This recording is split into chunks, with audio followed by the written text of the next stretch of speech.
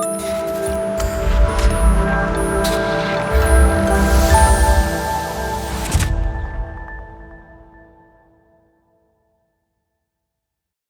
afternoon, beautiful listeners. This is your host, Ghita ZAHIR. Welcome to a new episode of One For You Notes, where we cover topics related to society, health, lifestyle, and everything in between. In today's episode, we're going to be talking about how parents influence their children's eating habits and the risks surrounding that practice. So if this is something you're interested in, grab a pen and write it down because this is certainly something for your notes. As a parent, your children are always observing you. Even when they are babies, they are noticing how you speak, eat, and behave around others. You play an important role in shaping their eating behaviors and their relationship with food. You also have a significant influence over the eating environment and the types of food your children eat. In the first 5 years of life, children develop the foundation of behaviors that shape their future eating patterns. In these early years, children learn what, when, and how much to eat based on cultural and family beliefs, but also practices surrounding food. Parents, therefore, play a vital role in structuring these early eating experiences, which has an impact on children's relationship with food as they get older. To learn more about how parents can positively influence their children's eating habits, we're very excited to welcome diet and nutrition specialist, Mr. Camil REGRAGUI. Mr. REGRAGUI, it's nice having you with us here today. Thanks for accepting our invitation. Thank you for inviting me. It's a real pleasure to be here with you today. Thank you. So first things first, Mr. REGRAGUI, when we're talking about parental influence on children's eating habits, we're mainly focusing on children observing their parents' preferences in terms of food. In your opinion, is there also a link with what parents feed their children as infants? Of course, children, but also infants mimic their children when they eat. So according to a 2020 study that was conducted by the INSERM, the French National Institute of Health and Medical Research, the first 1,000 days of life of an individual, from the conception to the end of the second year of life, is crucial, is very important in the growth of the individual. This is when the growth is the most rapid. So it's very important to provide essential and enough macro and micronutrients to infants, especially when we know that metabolical and functional and structural development is in this period of time. So providing unhealthy food or poor eating habits can endanger children and infants during that period of time, also during pregnancy, because it starts from conception. So we can hear a lot today about celiac disease and all the intolerances, the eating and food intolerances that can endanger children. Mm-hmm. So, Mr. REGRAGUI, you've mentioned something called celiac disease.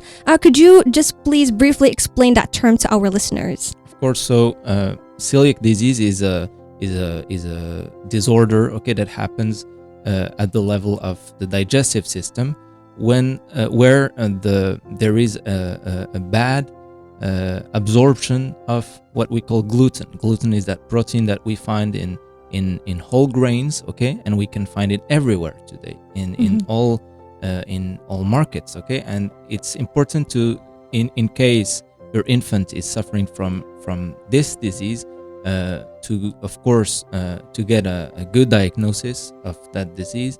And the only thing to do basically is to avoid gluten, from all foods. So it's important to read the mentions of the processed foods and all the foods we can find in the supermarket. Mm-hmm. So from being strictly on an exclusive milk diet to moving to a modified adult diet which incorporates solids, kids start eating differently on every stage of their childhood. So how can parents ensure a smooth transition between every feeding stage while also providing a safe tasting experience for their children? So the American Academy of Pediatrics and the WHO, the World Health Organization, recommend exclusive breastfeeding for about the 6 first months of life.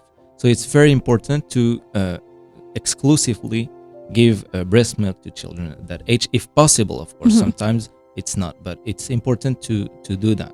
And then continue breastfeeding with complementary foods that we should organize, and it should follow a certain protocol. So we cannot give anything to children or to infants at that point of their growth. So it's important to prioritize some foods compared to others. So according to the French National Health Nutrition Program, they publish new recommendations, okay, about that, like avoid snacks between meals. If the child refuses a food, we should not force him, but we should give him with kindness and offer him again. We should also avoid giving milk, dairy, also fish and meat at a really early time after those 6 months, but prioritize fruits and vegetables. So we should also give one vegetable at a time in a soup, for example, in order to identify some allergies, but also give the real taste of foods to infants at that age. So you've mentioned that during the first 6 months of a child's, life, we need, or there should, the parents should follow a strict breastfeeding approach, and then we can move on to maybe incorporating more solids. But how about in between? Some parents think, okay, we should incorporate juice because it's healthy, so they try to, maybe make a variety of foods, just to make, not to stick to just like a strict breastfeeding milk approach. So what do you think about that? So we should raise self-awareness among children, but mostly among parents, because a juice is not just some healthy food that we can give to children, because we need to know that it's really high in sugar, because even if it's natural components, it stays like it's still a lot of sugar we administer. We provide children a lot of sugar. So for example, in a cup of orange juice, it may contain like 4 or 5 oranges. Okay, so it's important to be aware of that. So you're basically saying that no matter how healthy juice sounds as a feeding option or a food option, it's still like a bad, like a food alternative. Is that what you're saying? It's not simply a food alternative, but we just need to be aware of the quantities of sugar. Okay, it's not something we should avoid. I don't believe in the fact that we should avoid some foods. Okay, altogether. Exactly. So we need to focus about the quality, but also the quantity. And we need to know. We need to be aware of the fact that an orange juice contains that amount of oranges. It's not the same as eating one orange, because when eating one orange, maybe we'll get full. Okay, but if we drink one cup of orange, we'll not get full, because it's first it's a liquid, and then it contains 4 or maybe more oranges or any other fruit. So people basically think that the only sugar that they should avoid, or the only bad sugar, is glucose. But you're here explaining that juice contains maybe something, it's like a different kind of sugar called fructose. So can you explain to us how bad, like if fructose is as bad as glucose, and why we should avoid it as well? Of course, so there are many types of sugars, okay? There's fructose, glucose, and the processed sugar is called saccharose, okay? But in matter of quantities, it doesn't make any difference. In matter of qualities, maybe. But we need to be aware of the quantity of that sugar. It may lead to some serious disorders, like obesity, for example. So we need to be aware of that as well. So basically, if like parents do try hard to make sure that their children eat like in a healthy food, a safe food for them to maintain a good health. But like they're still children, right? So we need to make food like a fun experience. So in your opinion, how can parents make this whole eating experience enjoyable for their children? So first of all, we should avoid distractions during meals, during the lunchtime, for example. So like watching TV or using tablets, we should avoid screens at all costs. Okay, then because this may lead to what we call tachyphagia. Tachyphagia is an excessively rapid eating that may promote other bad behavior, bad eating disorders as well, like bulimia and anorexia. And so it is common knowledge that the majority of children do not like to eat vegetables and fruits.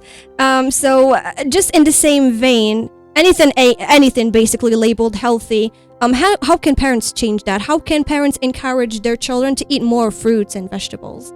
So results from a Feeding Infants and Toddlers survey, which provides data on 18 to 33% of infants and toddlers consumed no servings of vegetables, and almost 33% consumed no fruits at all. So parents can, for instance, present food of different textures. That can be a good idea, and encourage the child's participation in the preparation of meals and cooking meals, and come up with new recipes, new ways of cooking. And diversity is highly recommended here, because if the child is not eating any fruits and vegetables, maybe if we present it differently, maybe he can like it. If we make it enjoyable, maybe he can like it. So we also need to ensure that behind this dislike of or his unwillingness of trying these food, it doesn't hide any eating disorder. So we have to be very careful at observing the signs of not liking this or this food. And sometimes parents try, to make sure that their children are well fed. So sometimes they might fall in the trap of like overfeeding, which can cause, lead to obesity, to lead, to many other health related issues. And especially in the Moroccan society, there is a misconception, babies who are overweight are maybe regarded as cute, but people maybe disregard the seriousness of this issue. This maybe can lead to other diseases. So what do you think about that? I think obesity today is mostly considered an aesthetic problem, but it's not. It's more than that. It's a real issue. It causes many disorders, it can also lead to other diseases like hypertension, hyperuricemia, many other disorders, not only linked to the digestive system. Okay, so it's more, we need to raise self-awareness among everyone, okay, that obesity is not something that is only aesthetic. Okay, it's really damageable for the body. So sometimes, or I think all of the time, eating or feeding problems can affect the whole family and not just the mother and her baby. So it is sometimes easy to be overwhelmed when eating problems are severe and are so closely tied to your child's health and development. And I believe that one of the problems related to that is something we call fussy or picky eating. So could you please explain to our listeners the concept of picky eating? Of course. So first we need to distinguish fussy eating or picky eating, which is basically the same thing, then neophobia. Okay, then food neophobia. So fussy or picky eating is when the child has a preference for certain foods and feels like repulsion for other foods. Okay, and this repulsion can be manifested as more than that, as anxiety disorders. Okay, it can lead to, for example, phobia of vomiting or choking. So it's a real serious matter. But it happens to 14 to 50% of preschool children. So this is a common thing. Okay, it happens to mostly 1 out of 2 children. So it's something that will pass after a certain period of time or not, depending on the signs, on the severity of the signs of that picky eating. And neophobia, on the other hand, is the unwillingness of trying new foods. Okay, so it's quite similar than the first one. So it's a related concept. Okay, but we need to distinguish them because each one leads to different paths Mhm. of disease or not. Okay, because sometimes parents just need to be patient. Okay, they just need to be ensured that it's not a real problem, and we just need to adapt children to that. So according to WHO, there are some recommendations to not avoid but to adapt Yeah. to that. For example, offering regular meals seated at a table with the television off, preparing simple meals, okay, and encourage the child to child involvement in the preparation of that food. Give small quantities as well, and presented separately on a plate. So these are some techniques that can help children, especially the fussy eaters, to eat like diverse food. And I think in the same vein, sometimes like parents try so hard to maintain a healthy lifestyle for their children, and like it's common sometimes for these parents to offer a special treat, very often an unhealthy treat, as a reward for good behavior. Like sometimes, like if a child behaves well, they give them a dessert or they give them like a piece of chocolate. So what do you think of this concept of rewarding children for healthy eating? So I think healthy eating should be rewarding enough, okay? Because when we eat healthy, we don't just punish ourselves, okay, with eating that type of food and avoiding some fast food or some junk food. Because I think that idea of junk food or cheat meals is old-fashioned, okay? Because I think that every meal should be a cheat meal. So eating healthy should be enjoyable, should be fun, especially among children, because children they are attracted to certain foods, okay? And it's the role of parents that play a huge a model role to their children to make them aware of that. So as I said, like when parents are trying to reward their children for something good they did, they often give them something unhealthy, like a dessert, a sweet, chocolate. Like, how can they convince their children that maybe like giving them a fruit or like an apple or a banana is also like a reward? How can they change the children's perception of like a reward, like something nice? Okay, so the idea here is that it needs to begin at an early age, okay? So if we raise awareness among children at an early age and we don't present to him any high in sugar foods, he will not be attracted to them. Okay, he'll see other children and he'll say, "I don't want that." He'll be kind of disgusted. Okay, Yeah. so there is a huge responsibility of parents regarding what they'll give to their children at a certain early age. So it's very important to not give him anything that is really high in sugar, because we know today how much this is addictive. So without even knowing it, children will be attracted to that food if they met this food, if they consume this food pretty at an early age. So, Mr. REGRAGUI, we've talked about how parents may resort sometimes to rewarding their children for good behavior through food. On the other hand, sometimes parents may withhold some special treats as means of punishment. Like, for example, if a child behaves badly, like they will be like deprived from a certain food they like dessert, chocolate. So, in your opinion, does this actually help shape the children's eating habits?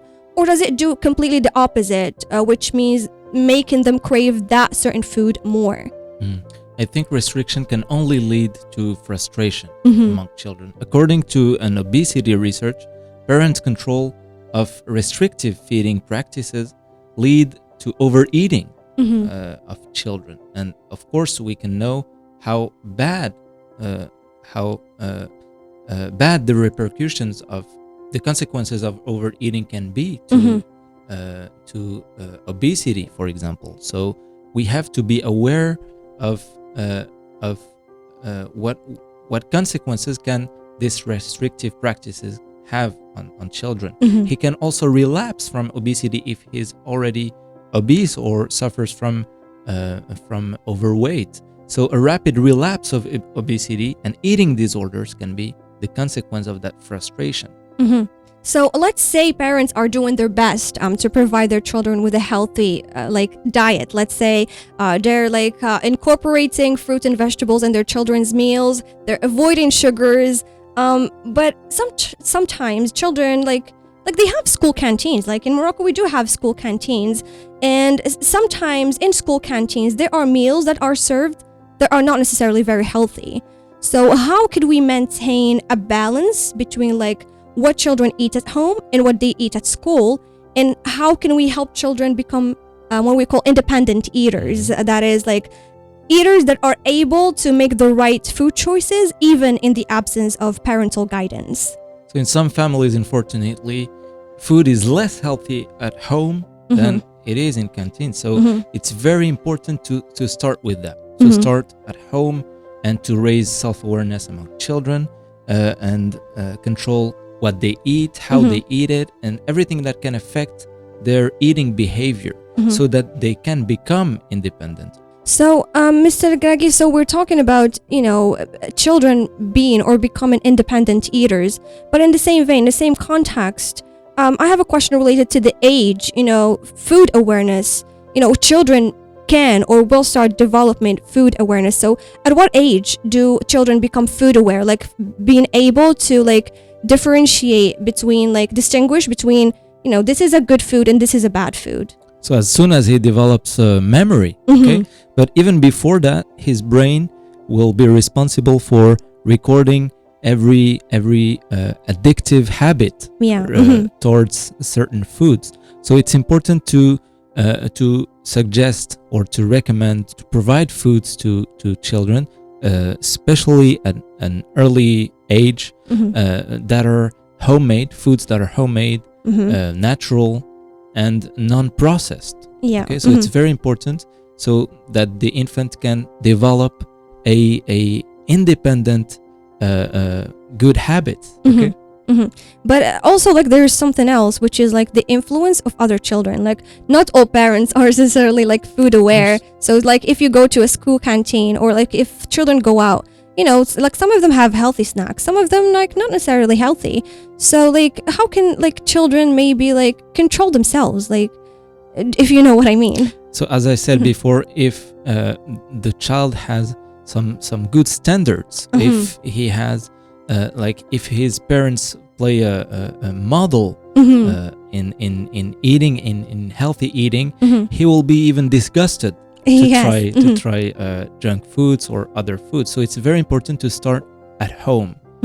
So this awareness starts at home, and he'll not be attracted to that food at all.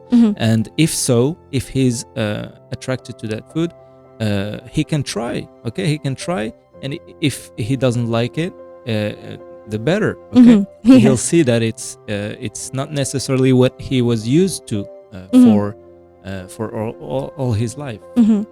So I believe that one of the ways to highlight the importance of such an issue is perhaps by explaining the risks that might accompany it. So could you please share with us ways that parents' eating habits can affect children's health? So parents play a powerful role in children's eating behavior. They provide both genes and environment. Yeah. So we, even without wanting it, we also inherit that from our parents. If they have a predisposition to certain diseases, we can actually avoid it. Okay, we have a certain percentages of chances of inversing that fatal destiny. So it's very important to control that environment. Okay, so even if we inherit from our parents have the responsibility to provide us a safe and healthy environment. So by making some foods available rather than others, parents have this power among children to control their or to provide a safe environment to them, and also by acting as models, as I said before, of eating behavior. Feeding children is certainly no easy task, and dietitians like Mr. Regragui are here to provide you with the necessary guidance to make meal times more fun and stress-free for you and your family, all while setting your children up to develop a healthy relationship with food. Thank you so much, Mr. Regragui, for your insightful intervention. I'm sure many of our listeners are parents and will really appreciate you sharing your experience and expertise on such a matter. Thank you so much. Thank you for inviting me one more time, and I was glad to answer all your questions. Thank you so much. We really are glad to have you here with us today. So, dear listeners, thank you for following our episode. Thank you for listening to One For You Notes. This was your host, Ghita Zahir. Enjoy your lovely afternoon, and most importantly, stay safe and up to date.